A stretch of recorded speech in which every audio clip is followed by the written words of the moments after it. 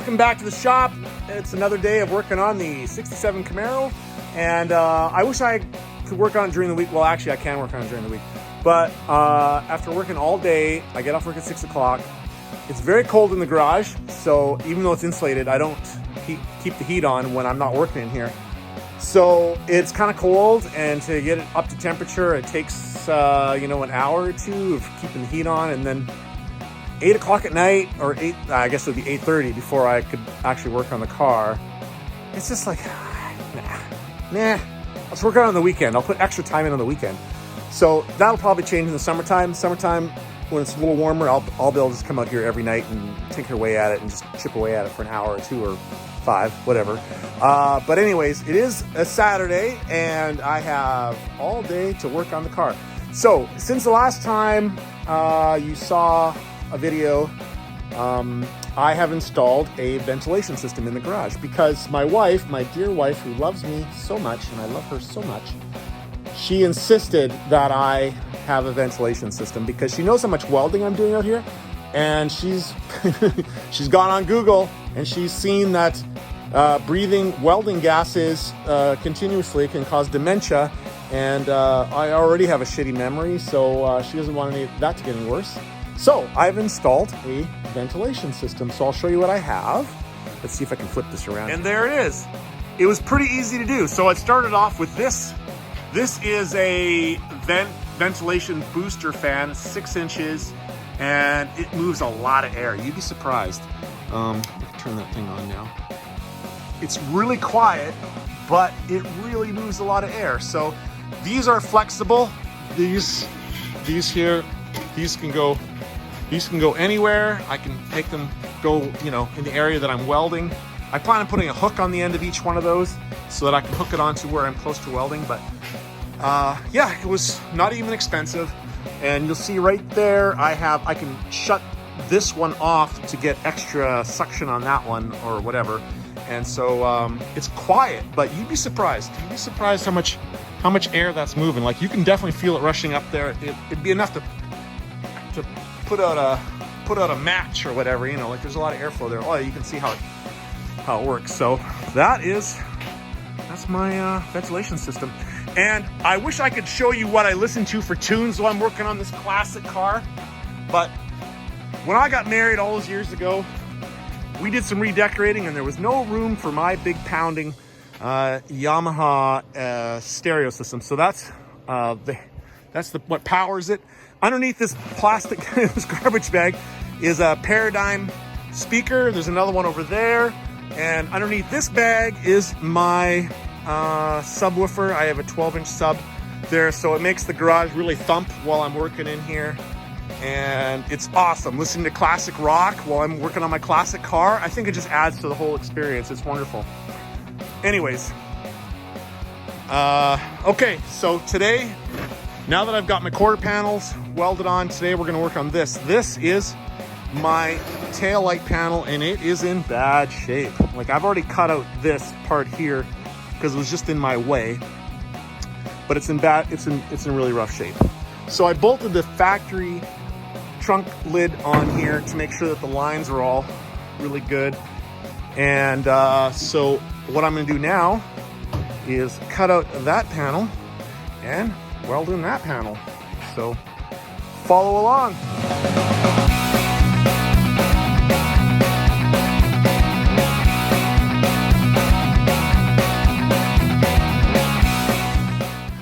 Okay, the panel is out. There was a couple of more spot welds than I anticipated, and you can see where they were, those ones. This side didn't have as many for whatever reason.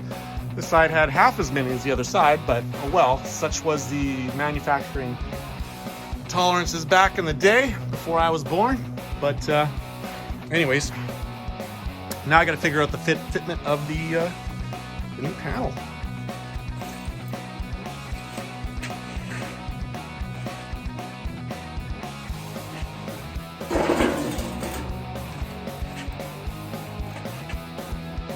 This is a good time to talk about clamps.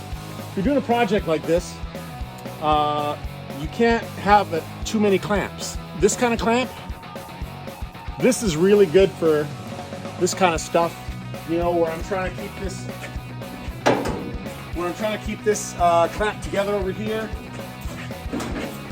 Hold this up, clamp that in place. And then there's bigger sizes like this, and this one has these. These are great for clamping sheet metal together. And then of course we have the giant version for the really deep stuff. And also, let's see, there's this one. This is a really nice clamp. These are all available from Harbor Freight or Princess Auto if you're in Canada. This is a really good one for keeping the edge of sheet metal together, like around the wheel well, around the wheel arch, for the inner and outer, like the quarter panel and the inner fender. This is really good for clamping that. And this one here, this is for spot welds. So it's got this copper back plate on it. So if you're doing like the spot weld, you know, like the butt weld or whatever you want to call them, then this clamps on the back side. I don't know if you know this about welding, but if you're welding a spot weld, if you put on the back side either aluminum or brass or copper like this one, the weld won't stick to it, and you won't have those little cat's whiskers sticking out the back side. So you clamp that on there, and then you can weld your little hole there. So when I use this, I'll show you of that clamp in practice. But anyways, so now I need to get my clamp collection and clamp this all in place and figure out where I want my spot welds to be. And then I have another tool. Let me go get my other tool. This tool here puts a hole where you need it. If you want to do a spot weld, you put the panel in there and you squish it, and it pops a little hole. It's like a hole punch for metal. It works really good. And on this side of it, it makes a little when you want to do overlapping, like overlap sheet metal welds, when you hit that, like it's an air tool. When you hit that, it puts a little in the metal, and then you can overlap them and you can weld them that way. These are not expensive tools. You can have all these, like, I don't know, these clamps are like $10 each, if that. This thing here was $59. It's nothing too serious. But anyways, you'll need all those clamps if you're doing a project like this.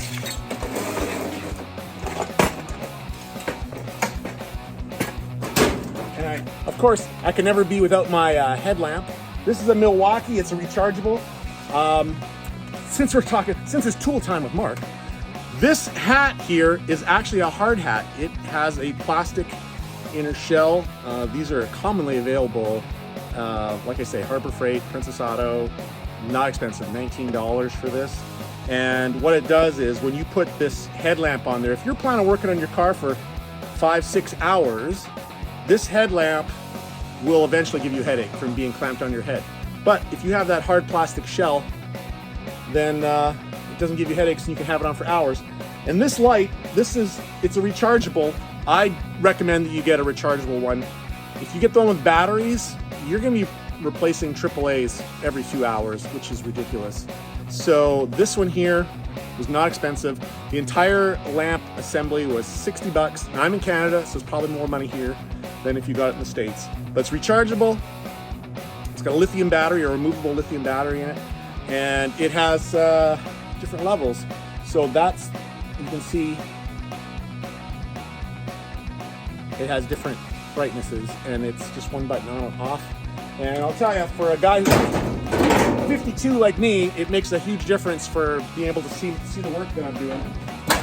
So I definitely love it. Well, my new taillight panels reveals that the trunk lid is bent up in the middle. You see that kink right in the middle? Yeah, I never planned on keeping this one anyways, because it's clear that it's had some hit or had some damage right there. But anyways, all right, so there's the tail panel in. I just used Mr. Friendly Persuasion over here to pull this bottom in and make that nice. But that is really good now. So what I'm gonna do is a combination of Sharpie and paint pen. I will mark where I want to do my spot welds. So as an example, right there, I'll mark that, and I'm gonna mark that one, and that one, and that one. And then I know where to grind off the paint that's on there, because I don't want to grind back any more than necessary, because that's just leaving an opportunity for rust to occur. So I will just grind away those little spots, and I'm gonna need to put some spot welds all up there too on either side, and down here there's gonna be some spot welds, and back here some spot welds, but the fit is pretty good, and I still have to figure out how this panel goes on there. So I'll fit that, that's no big deal, but pretty happy with how that's all looking and how that fit in there. That was surprisingly good. Well, boys, maybe we're learning some new things together here, but it turns out that I have to have this little panel, that panel welded in, the full, and this inner rear valance, I think they call it. I have to have that welded in before I can even weld in the taillight panel. But as you know, my car is wider than stock, so you can see I got quite a big gap in here because this is pushed out from factory. So even though I have these filler panels, yeah, big gap. So, okay, well, that adds some complexity to it. This whole thing is all very complicated, you know, because I have to weld this in and this panel in before I can fit my taillight panel. And how do I know that the taillight panel is going to fit in once I do all that? I don't know. Maybe I'll use some self-tappers to hold some of this in, like temporarily, and then I'll test fit the taillight panel to see how that's going to work. I think that'll probably be the smart thing to do. Well, it turned out that my concerns were unfounded, because with those inner panels in there, everything fits really good. So I'm going to take this back panel off. Right now it's just held in with clamps, but I'm going to take it off, and I'm going to use the extra access that I will have without this in place to widen those. So I'm going to make a strip that goes all the way here and widens out, and I'm going to have to make a strip, same kind of deal on this side. So I'll weld those in and make them pretty, and then I can go back to putting this on. But yeah, this is working out remarkably well.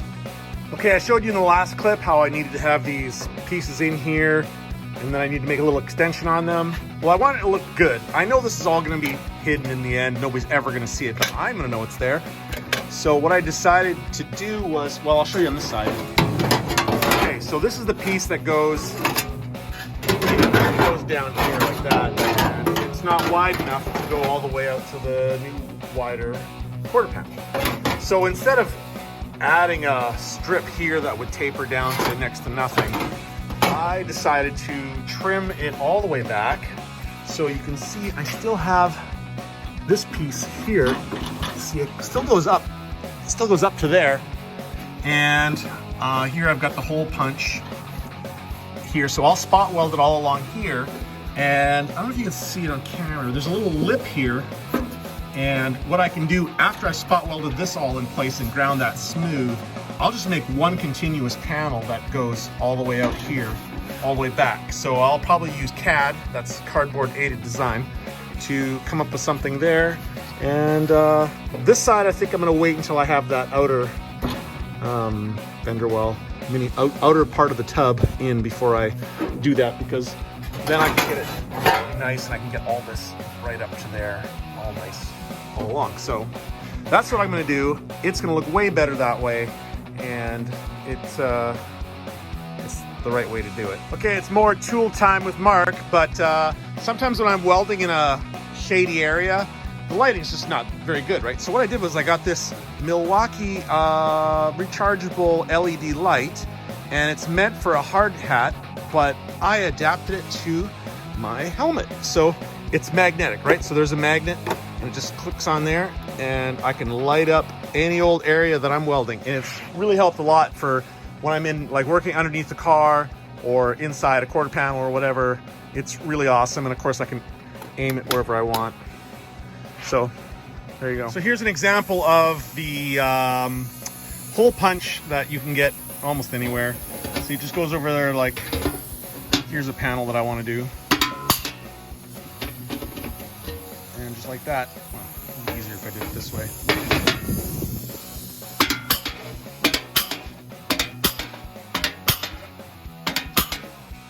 See, and then I can do my spot welds with that. way easier than drilling holes. Just get one of these. They're not expensive. This one's called the Power Fist, and that is a brand that's sold by the Princess Auto.